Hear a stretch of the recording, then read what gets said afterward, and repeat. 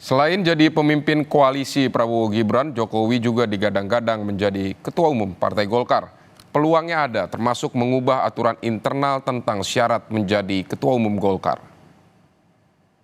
Opsi selain menjadi ketua koalisi Prabowo Gibran, kini terbuka peluang buat Joko Widodo memimpin Partai Golkar. Ketua Dewan Pembina Golkar, Abu Rizal Bakri, menilai Jokowi bisa menjadi ketua umum asal aturan internal partai diubah. Masuk ya boleh aja, karena kita bersenang hati. Kata beliau kan tokoh masyarakat dan sebagainya, dan bukan presiden 10 tahun. Gitu. Calon ketua umum nggak, kalau ketua umum kan ada peraturannya, mesti 5 tahun pengurus. Apakah mungkin dia bisa merubah peraturan? Ya mungkin saja kalau mau. Kalau seluruh daerah mau ya mau. Dalam pasal 12 anggaran rumah tangga Partai Golkar, syarat menjadi ketua umum DPP Golkar diantaranya pernah menjadi pengurus di tingkat manapun selama 1 periode penuh. Lalu didukung minimal 30% pemegang hak suara, serta tercatat aktif sebagai anggota sekurangnya 5 tahun. Dengan sejumlah syarat ini, bagaimana cara Jokowi menjadi ketua umum Golkar? Menurut anggota Dewan Pakar Golkar, Ridwan Hisyam, Jokowi sebetulnya sudah jadi kader Golkar sejak lama. Golkar itu partai terbuka, jadi semua sudah bisa, tidak ada masalah. Yang namanya Pak JK itu juga bukan lima tahun jadi pengurus DPP Partai Golkar. Pak Abu Rizal Bakri pun juga bukan pengurus DPP Golkar selama 5 tahun.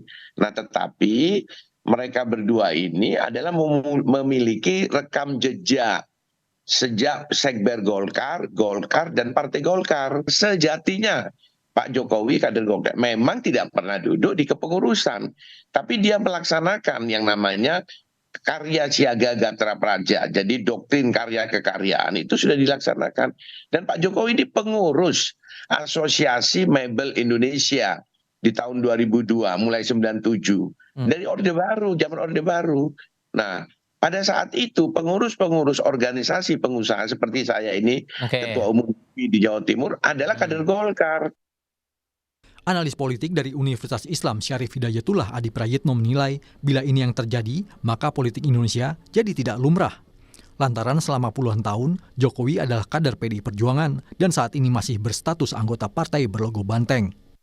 Kalau the end of the day-nya di masa akhir pengurusan Pak Jokowi atau ketika Pak Jokowi di akhir masa kepemimpinannya tak lagi jadi presiden kemudian ke Golkar, orang kemudian menganggap ini tentu sesuatu yang tidak lumrah dalam politik kita.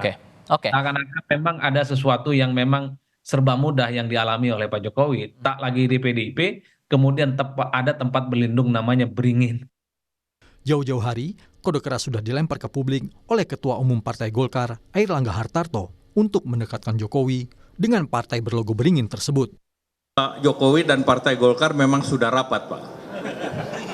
Jadi karena sudah rapat, sudah beriringan, lihat saja iklan-iklan Partai Golkar bersama Pak Jokowi, sehingga tentu itu menunjukkan bahwa kedekatan Pak Jokowi dan kenyamanan Pak Jokowi dengan Partai Golkar.